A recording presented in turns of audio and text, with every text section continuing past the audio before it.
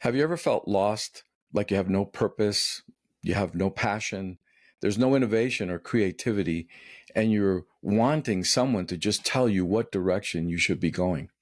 Well, as I was thinking this week on what to share in our podcast, it led me to, of all places, the biblical text in Deuteronomy chapter 29, verse 9 through chapter 31, verse 30. Now, specifically in Deuteronomy chapter 30, verse 19, it says, I call today upon heaven and earth as a witness for you.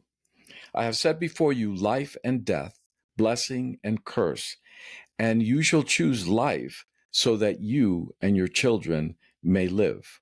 Now, do we really need the Torah or the biblical text or anyone to tell us, hey, choose life? What person of sound mind would choose death?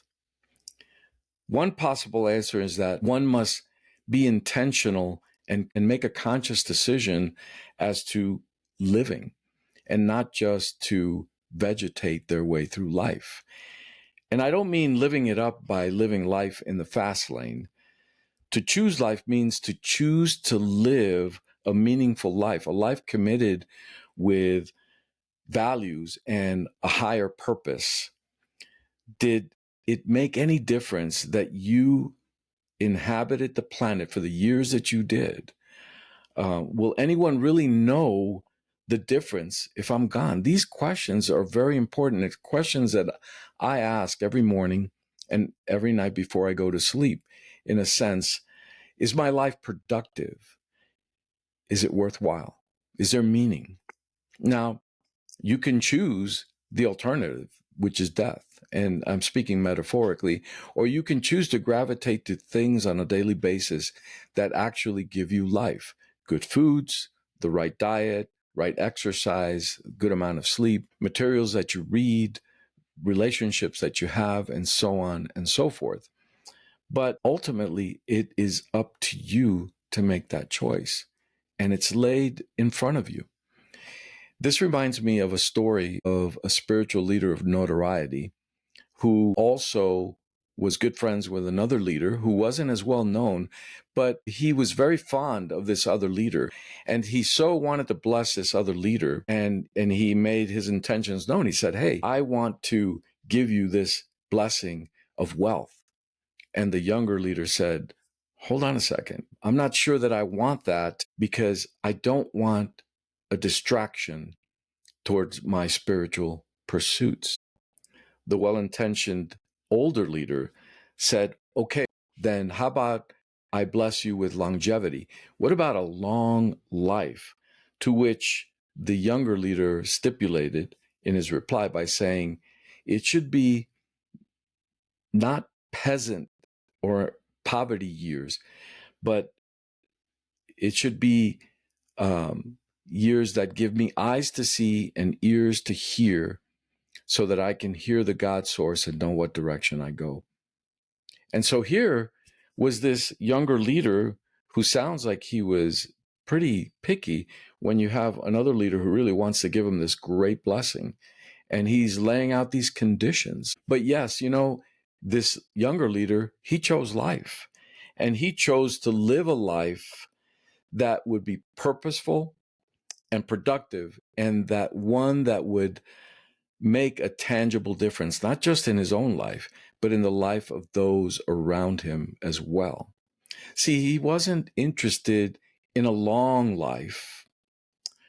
Essentially, it would amount to an empty life that was not going to be any good. And he was not going to settle for a long life, and it wound up being an empty life. That was a powerful revelation for me this week to think about. We have this gift of breath and life, and we have shared this in the podcast before, the importance of intentional living.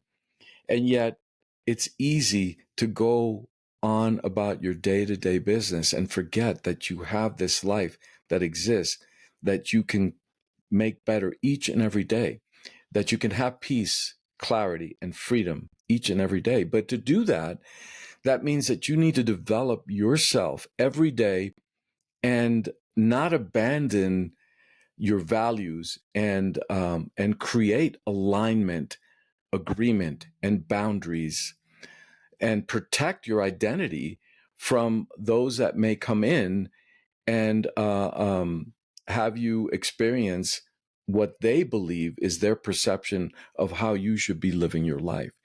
If you don't know how you should be living your life, there will be others that will quickly jump in and provide you tasks and directions. And before you know it, you're enslaved to somebody else's construct on how they feel you should be living your life. And it'll just pass you by. It'll be an empty life instead of a nice, long, fulfilled, and wealthy life where you understand your values, where you understand your gifts and your abilities, where you know that you not only make a difference in the world outside yourself, but that you're able to turn inwardly and each and every day make yourself better and better and better. It's not an easy thing to do, but the alternative is to let it slip by without even having a design to live a purpose-filled life. As we stand just before Rosh Hashanah, this is such an important reflection. In the Jewish calendar, the New Year celebration will be coming October 2nd through October 4th. Now, again, this isn't a plug to say you have to follow this way, but wow, there is some good insight in the study from the Judaic perspective of this new year in the Jewish calendar that allows the community to reflect on itself and welcome a new year coming, and pray and hope and dream for sweet and wonderful things to occur. Now, the cool thing too, if you're not from that persuasion, in about 90 days or so, we're going to have the new year in the secular calendar in December, right? So it's something to think about. Do you want to wait 90 days or so before you start looking at your life and saying, hey, I need to make some changes? There's some things I need to do with my diet.